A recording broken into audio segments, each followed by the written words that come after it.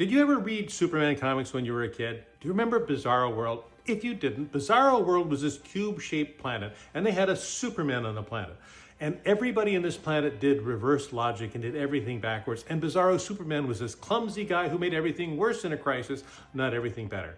We have that today in our Health and Human Service Secretary, Robert F. Kennedy Jr., who is making everything worse. I'm Dr. Terry Simpson. If you like really good medical information, please give me a follow.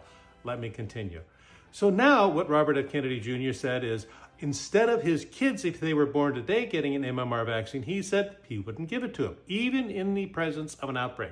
An outbreak that today is affecting 327 people who've had measles so far across 17 states. And do you know what we're seeing more of in the state of Texas? We're seeing more kids being admitted with liver damage from vitamin A overdose, which is what Bizarro HHS guy said they should be having instead of getting vaccinated. Can you believe that?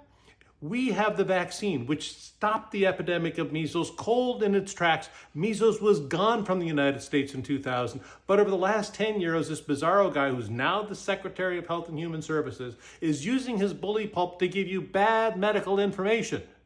He is a bad Superman. He's not a Superman. He's this clumsy guy that's going around, and if you followed his advice, it's making it worse.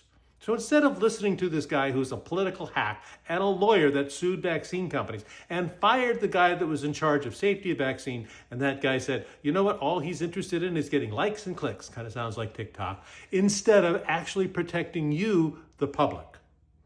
Here's the bottom line.